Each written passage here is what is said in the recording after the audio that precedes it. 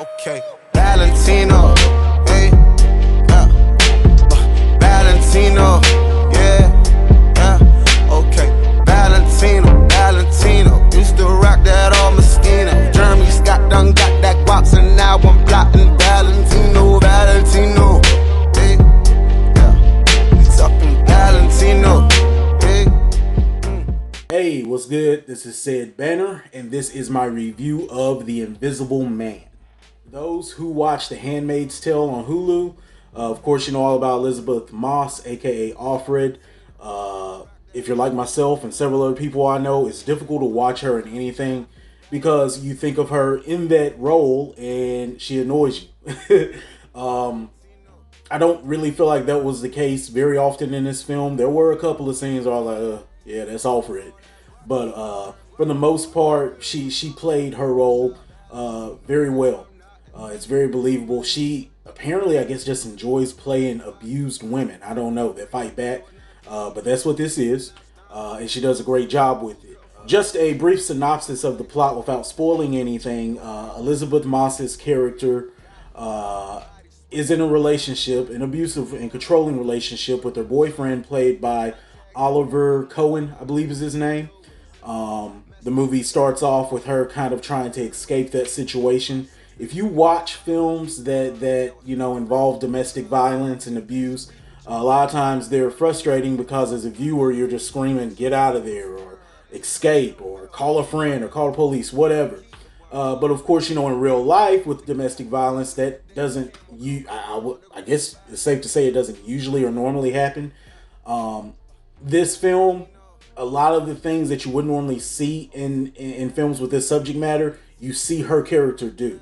And that automatically made the film a little better than the average thriller to me. The film overall has a strong fatal attraction vibe to it, but there's an added element of there's an invisible man there, of course, as the title tells you.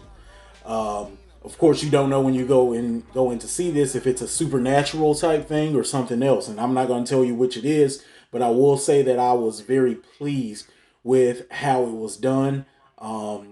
It actually made the film feel a little more, I guess you would say, kind of scary, a little more tense because it just felt like, I can see that. We're kind of living in the future, what we've always thought of as the future now. So that's all I'll say about it. In the film do a great job as well. I already mentioned the boyfriend, Oliver Cohen. Her friend is played by Aldous Hodge, who you'll recognize his face from a lot of other films and projects. He does a great job as well as her friend and as a cop in this movie. Plot, like I said, is pretty solid. It's pretty solid. Now, there are a few holes in it. There are a few things that afterwards, my wife and I were talking, and we were like, yeah, okay, well, that might have been a mistake there. But it was nothing really, there was nothing so heavy that it ruined the film or the overall storyline. Like I said, it's very tense. This film hinges and depends a lot on tension and atmospheric terror because, of course, you can't see who's there causing this problem most of the time. And it's done very well. It's done in a way that's not, I guess you would say over the top. It kind of had the feeling in several scenes of an older film, a film I would have watched growing up in the 80s and early 90s. And that made me enjoy it even more than I would have, if I weren't a fan of those earlier movies like that. So as far as cons for the film, like I said, there are maybe 2 or 3 things that happen here where, if you think about it, realistically, it could have gone another way. But it is, it's Hollywood, so it is what it is. Like I said, though, nothing to ruin the film. That's really all I had as far as cons. I thought the dialogue was very realistic.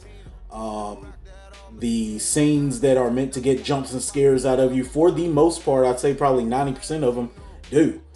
So that's very solid and very pleasing watching this film as well. All I have for the film is, as I always say about the less serious films, it's not Shakespeare. But I will say it's not a horror flick. It's being built that way and advertised that way. Don't go in expecting monsters and ghosts. It's not that. This is just a thriller with an added element to it. And it worked out very well in my opinion. So I really enjoyed this film. I thought it was well worth, a couple of hours in the theater today. It was well worth the cost of admission. If you've been thinking about seeing it and wasn't really sure, my opinion, go ahead. I don't think you'll be disappointed. My rating for The Invisible Man is, as I said, a solid thriller. It's nothing, completely groundbreaking or, not an instant classic, but it does what it sets out to do. And like I said, it does not feel like a waste of time. It is an entertaining film. So that concludes this review. Until the next one.